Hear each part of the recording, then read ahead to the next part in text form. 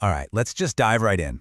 Have you ever actually stopped to think about that metal box standing on the corner of your street? I mean, we literally just walk up to it, feed it a little piece of plastic, punch in a secret code, and boom, moments later it spits out cash. It kind of feels like magic, right? Or at least just this totally normal modern convenience that we all take completely for granted. But the reality? That box is an absolute fortress of engineering. So, what exactly happens when you punch in your secret code? In those, maybe 10 seconds before your cash actually appears, there is this incredible high-speed data journey happening alongside a totally wild physical and mechanical sorting process. Most of us just assume it's, a simple safe with a computer slapped on top of it. But today, we're going to crack open that metal shell. We're going to uncover the lightning-fast, highly encrypted dance it performs with a bank vault that could be thousands of miles away.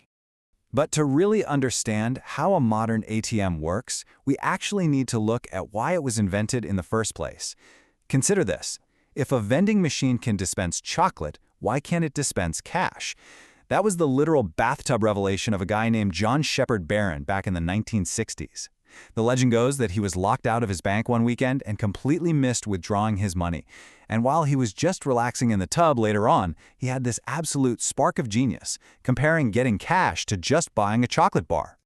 Let's walk through the frankly bizarre evolution of this machine. So, following Shepard Barron's weekend lockout, Barclays Bank in London actually installed the world's very first automated teller machine in 1967.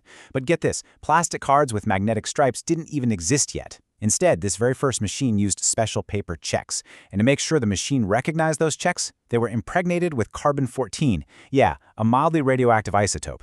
The machine actually detected this harmless radioactive signatures just to verify the check. I mean, it is a completely sci-fi way to start. From there, we eventually shifted to magnetic stripes and then to the highly secure plastic EMV chips and the contactless technology that we rely on today. Now, have you ever wondered why our PINs are almost always exactly 4 digits? Well, we can actually thank Shepard Barron's wife, Carolyn, for that one. See, he originally wanted a 6-digit code, which was based on his old Army number. But when he tested the whole idea on Carolyn, she flat out told him she could only ever remember 4 digits. So simply because of that everyday human memory limitation, 4 digits became the absolute global standard that we are all still punching in today. Moving on to Layer 2, the physical vault. An ATM is essentially just two things mashed together, right? You've got a computer on top and a super secure safe on the bottom holding these neatly stacked metal cassettes of cash. And inside, the money isn't just thrown into a messy pile, it is organized precisely by denomination. But here is the massive mechanical engineering challenge. What happens if 2 sticky bills get pulled at the exact same time? If the machine gives you 2 bills instead of 1, the bank is losing money. Enter the thickness sensor. When a high-friction rubber roller, which is called a picker, peels a bill off the stack, it passes through this sensor that measures the paper literally down to the micrometer.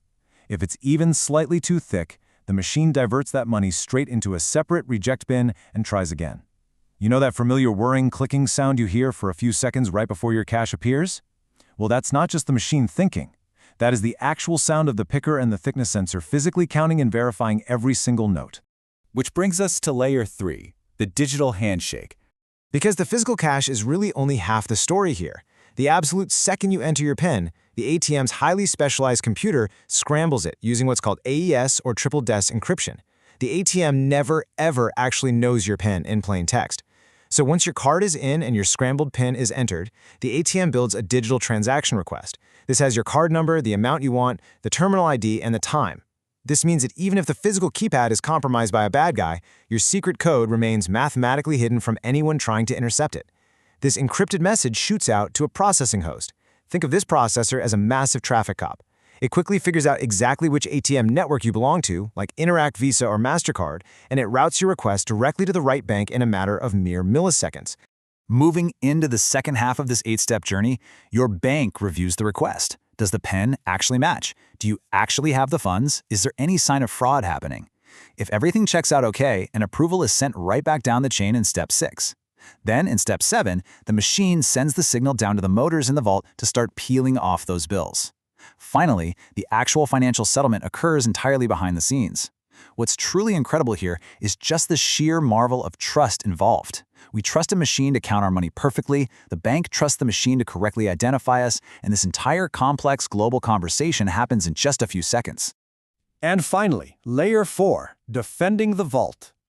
You see, a busy ATM can hold upwards of $56,000 a month. That makes it a highly lucrative target for criminals. Protecting all that cash requires defending against two completely different categories of attacks. Physical attacks are pretty much exactly what they sound like. Criminals using explosives, forcing the ejection of parts, or just doing some old-fashioned safecarking. Cyber attacks, on the other hand, those are incredibly stealthy and usually hardware-based. This includes stuff like jackpotting, where malware literally forces the machine to just rapidly spit out all its bills, or black box replacements, where the ATM's PC is swapped out so criminals can communicate directly with the cash dispenser, or even hidden network implants that just create fake processing servers. To counter those brute force physical attacks, some really specialized engineering gets deployed. Take the CYMA ATM containment shield, for example. This is a patented structure made of folded carbon steel sheets that protects the ATM right in the safe area. It's rigorously tested against actual explosions to strict European standards. But what's truly remarkable about it is that it maintains a limited weight of just 110 kilograms, which makes it totally practical to actually install in the real world. It also features these anti-tear plates and special fire-resistant aramidtic cover bags. Those are designed to absorb the blast and prevent robbers from actually reaching the cache, even if they manage to breach the outer shell. But moving over to the cyber realm, the absolutely crucial point to understand is the massive scale of the threat. I mean, just look at this.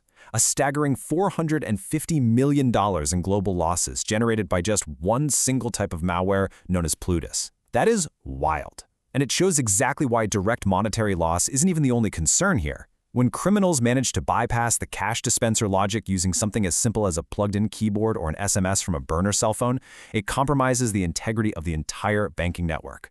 Reputational damage and customer trust are very much on the line here.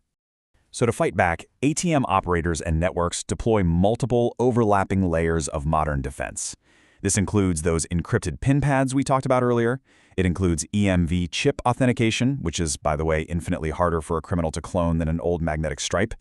It also involves heavy network firewalls, continuous 24/7 intrusion monitoring, and some super advanced AI-driven fraud detection that is constantly watching for any unusual transaction patterns in real time, all to keep your data secure. But you might be wondering how you actually stop a thief from just physically plugging a rogue device right into the ATM's internal computer to launch one of those jackpotting attacks. Well, this brings us to some really advanced mitigation solutions, like Sepio's HAC1. This technology provides what's called Layer 1 or physical layer visibility. Basically, it generates a digital fingerprint of every single hardware asset connected to that ATM. And because it operates without needing a predefined baseline, it instantly identifies and automatically blocks any unauthorized, hidden, or spoofed rogue devices in real time. It essentially shuts down the jackpotting or black box attack completely before the machine ever dispenses a single compromised bill. Which ultimately brings us to our final thought for this explainer. As long as physical cash remains a part of our everyday lives, what new layers of invisible security is this street corner marvel going to need next? We've gone from literal radioactive paper checks in 1960s London all the way to advanced AI hardware fingerprinting today. It's a completely ongoing, extremely high-stakes arms race between brilliant engineering innovations and constantly evolving criminal tactics. But hey, the next time you walk up to that metal box in the corner and hear that mechanical whirring sound, you'll know exactly what's happening behind the screen.